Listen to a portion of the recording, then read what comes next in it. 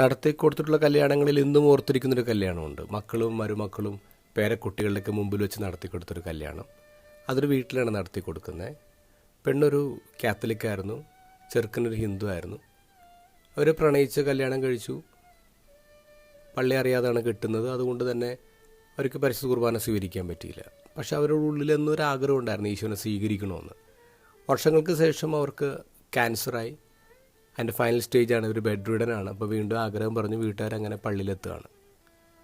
അപ്പോൾ അതിൻ്റെ പ്രോസസ്സൊക്കെ നടത്തി മാരേജ് റെക്ടിഫൈ ചെയ്യാൻ വേണ്ടിയാണ് വീട്ടിൽ പോയി അവരെ വീണ്ടും കല്യാണം കഴിപ്പിക്കുന്നു, കുമ്പസാരിക്കുന്നു. അവിടെ വെച്ച് തന്നെ അവർക്ക് പരിശുദ്ധ കുർബാന കൊടുക്കുന്നു. വളരെ ഇഷ്ടത്തോടു കൂടി അവർ ഈശോയെ എങ്ങനെ സ്വീകരിച്ചു. ഒരു മാസത്തിനുള്ളിൽ അവർ മരിക്കുന്നുണ്ട്. 40 വർഷങ്ങൾക്ക് മുമ്പ് വീട്ടുകാരുടെയും സമുദായത്തിൻ്റെയും ഇഷ്ടമില്ലാതെ അവരൊരു കല്യാണം കഴിച്ചു. അന്ന് അവർ പറഞ്ഞു, എനിക്കെൻ്റെ പ്രണയമാണ് വലുത്. 40 വർഷങ്ങൾക്ക് ശേഷം വീണ്ടും വീട്ടുകാരുടെയും സമുദായത്തിൻ്റെയും ഇഷ്ടമില്ലാതെ അവർ കല്യാണം കഴിക്കുന്നു. അപ്പോൾ അവർ പറഞ്ഞു, എനിക്കെൻ്റെ ഈശോയെ മതിയെന്ന്.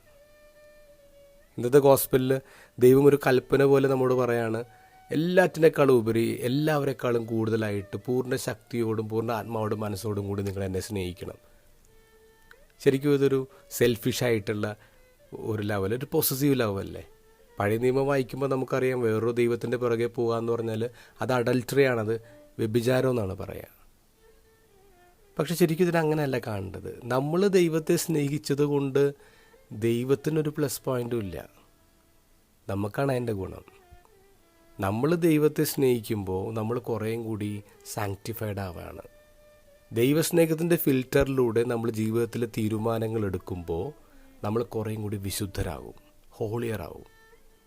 ആരെ ഡേറ്റ് ചെയ്യണം, എന്ത് കഴിക്കണം, എങ്ങനെ ജോലി എടുക്കണം എന്നുള്ള തീരുമാനങ്ങളൊക്കെ ദൈവത്തിൻ്റെ ഇഷ്ടത്തിൻ്റെ വെളിച്ചത്തിലെടുക്കുമ്പോൾ അത് നമ്മുടെ കൂടുതൽ വളരെയാണ്.